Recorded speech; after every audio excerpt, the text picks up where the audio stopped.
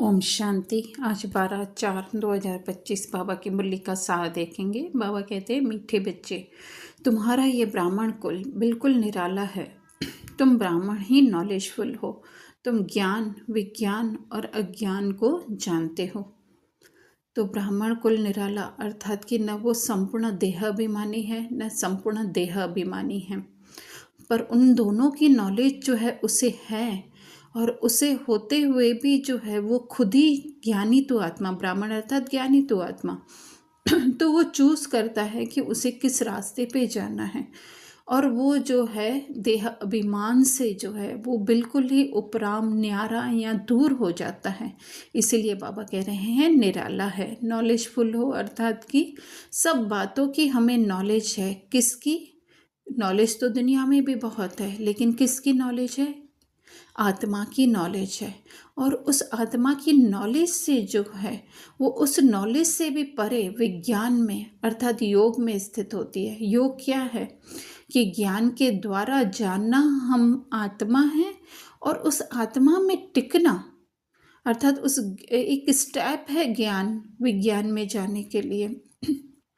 तो इसको कहा जाता है योग, याद या विज्ञान या आवाज से परे जाना। और अज्ञान को जानते हो कि अज्ञान था तो हम किस हालत में थे, किस पोजीशन में थे, या हमारी क्या दुर्दशा हो गई थी। फिर बाबा प्रश्न पूछ रहे हैं, किस सहज पुरुषार्थ से तुम बच्चों की दिल सब बातों से हटती जाएगी? उत्तर, सिर्फ रूहानी धंधे में लगे रहो। जितना जितना रूहानी सर्विस करते रहेंगे उतना और सब बातों से स्वतः दिल हटती जाएगी। राजाई लेने के पुरुषार्थ में लग जाएंगे, परंतु रूहानी सर्विस के साथ साथ जो रचना रची है उसकी भी संभाल करनी है। तो जैसे किसी का धंधा होता है तो वो उस धंधे को जो है वो बढ़ाने के लिए सारा दिन प्लानिंग करता रहता है। जैसे कि अगर कोई क्लॉथ मर्चेंट है या क्लॉथ फैक्ट्री वाला, कपड़े की फैक्ट्री वाला है, तो वो क्या करता है, अलग अलग युक्तियाँ रचता है कि किस तरह से उसका बिजनेस बढ़े। तो इसी तरह से हम भी कहाँ स्थित हो गए हैं? अपने सार स्वरूप में स्थित हो गए। रूह मतलब क्या होता है? एकदम एसेंस, एकदम छोटा सा ड्रॉप जो होता है उसको रूह कहा जाता है। तो ज्ञान पूरा इतना जो विस्तार ज्ञान है उसका एसेंस क्या है? कि हम आत्मा हैं, जस्ट ये पार्ट प्ले कर रही हैं। पार्ट में जो है वो बहुत सारा विस्तार है, लेकिन उस विस्तार को देखने के लिए, जैसे ये दुनिया है तो ये दुनिया कितनी बड़ी है, लेकिन उसको देखने वाली आंखें कितनी छोटी है ना। तो उसी तरह से रूह एकदम जो है वो एसेंस है, ज्ञान का एसेंस है।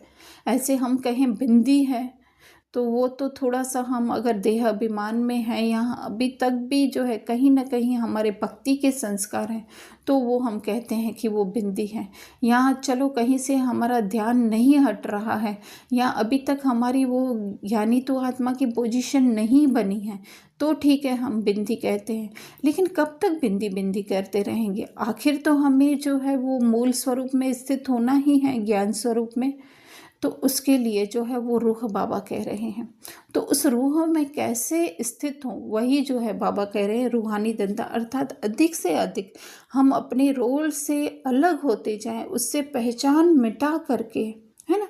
हम सोचें कि अगर हमारा ये रोल नहीं है तो उसके बाद हम क्या हैं। सारी रोल की पहचान मिटा करके अपने उस सूक्ष्म स्वरूप में, सूक्ष्म भी नहीं एक्चुअली में, वो हम कहें कि कुछ है ही नहीं, उस स्वरूप में स्थित होना, वो जो है रूहानी धंधे में लगना है। और उसमें दिन प्रतिदिन जो है अपनी वृद्धि हमें करती जानी है। लेकिन साथ साथ बाबा कह रहे हैं रचना रची है। एक तो ये ड्रामा हमारी खुद की रचना है तो उसकी भी संभाल करनी है हमें, और दूसरा इस ड्रामा के अंदर जो है हमें ये घर, परिवार, सेंटर जो भी मिला है उसको संभालना है। गीत है जो पिया के साथ है। धारणा, बाबा कह रहे हैं जितना समय मिलता है तो उतना हमें क्या करना है, अधिक से अधिक, है ना। जितना भी बुद्धि थोड़ी सी भी फ्री होती है तो वो हम उनको इस रूह में स्थित करें, रूहों की दुनिया में स्थित करें। नहीं तो क्या होगा, वो फिर माया की तरफ भाग जाएगी। इसलिए बाबा बोले संस्कार डालने हैं।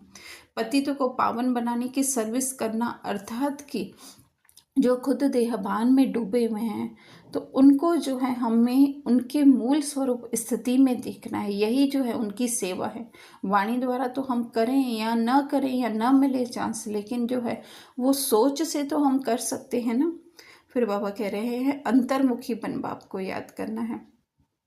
जितना जितना हम अपने अंदर की अवस्था में जाएंगे, थोड़ा सा पहले पहले मुश्किल लग सकता है, लेकिन धीरे धीरे अभ्यास से जो है वो नेचुरल हो जाएगा।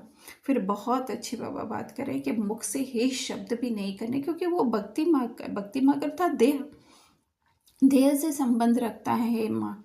बाकी आत्मा तो क्या है, संपूर्ण रीति बाप के समान है, तो उसके अंदर जो है वो हम कहें कि बाप से प्यार करने की, क्योंकि आत्मा के लिए बाप के अलावा और कुछ है ही नहीं, तो वो हे शब्द कहेगी क्यों। हे शब्द तो जब शरीर के बांध में रोल में आते हैं तब कहते हैं, या उसमें कुछ परेशानियां होती हैं या कुछ चाहिए होता है, तो बाबा कहते हैं वो भी नहीं निकालना है मुँह से।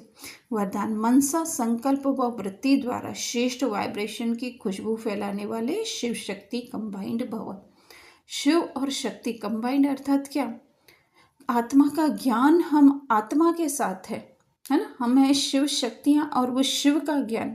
शिव है ही क्या, ये ज्ञान ही तो है। तो बाबा कह रहे हैं जैसे कि स्थूल दुनिया में क्या कहते हैं, अलग अलग खुशबुएं फैलाते हैं, गंध, गुलाब, चंदन, तो हमें क्या करना है, सुख शांति प्रेम की खुशबू फैला। तो ऐसे कोई हम लोगों को संकल्प नहीं करना है मैं सुख की किरणें फैला रही हूँ, शांति की किरणें फैला रही हूँ, प्रेम की किरणें नहीं। हम अपनी मूल स्थिति में स्थित रह करके जब इस संसार को जो है वो परमात्मा की तरह देखेंगे कि ये संसार में जो है वो सब आत्माएं अपना अपना पार्ट प्ले कर रही है, लेकिन वो है कौन, वो ये आत्मा है, रूह है। तो उनको रूह के रूप से हमें देखना या संकल्प डालना। बाबा कह रहे हैं एक स्मृति का स्विच ऑन करो, तो वो स्मृति क्या है कि सब आत्माएं हैं। ये जो देह उन्हें दिखाई दे रही है वो जस्ट जो है इल्यूशन है, कुछ भी नहीं है, पार्ट प्ले करने के लिए मिली हुई है।